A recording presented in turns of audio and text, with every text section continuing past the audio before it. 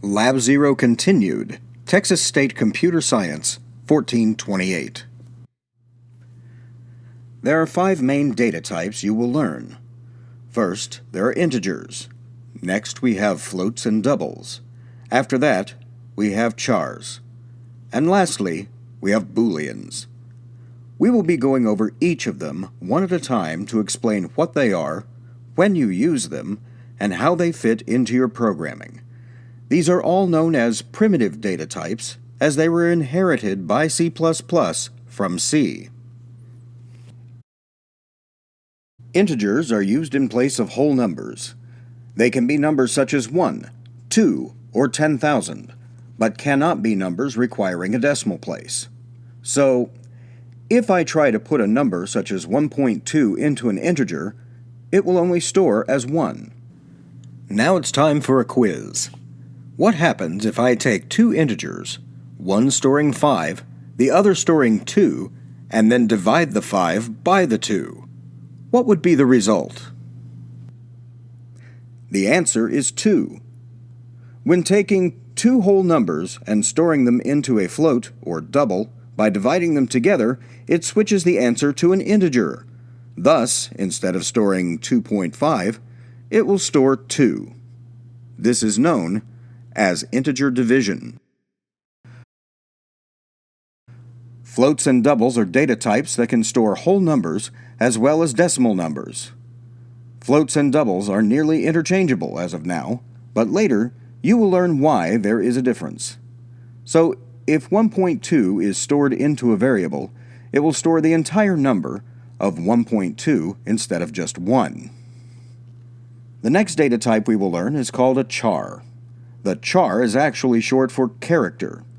It can hold any character available. However, if the character is a number, it does not have the same value as it would if it actually were a number. For example, the character of 9 has a value of 57.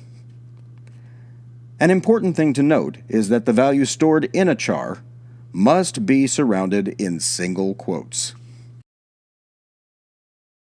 The last data type we will discuss is a boolean.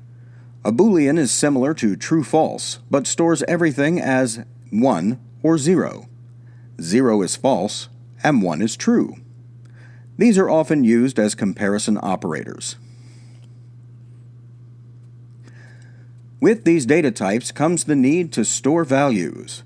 A variable will allow this by creating a storage location or container that is named that can be called upon during your program. They can be any native data type.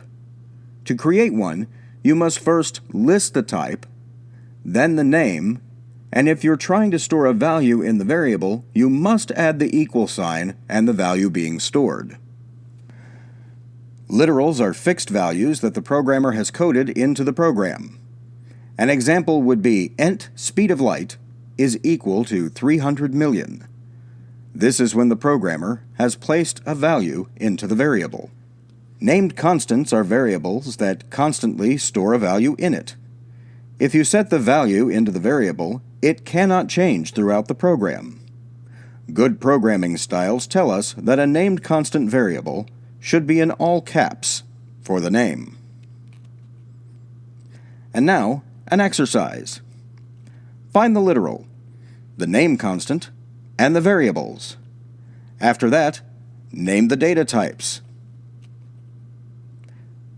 Answer: the literals used are found in the cout statements on line 17, 21, and 25. The name constant is stored in the integer variable birth year. The variables used in this program are birth year, letter grade, Dean's List, and GPA. Their respective data types are constant integer, char, bool, and double. This program will output the sentence, "You were born in 1995. Your letter grade is a," followed by the letter grade entered by the user, and "your GPA is," followed by the GPA entered by the user.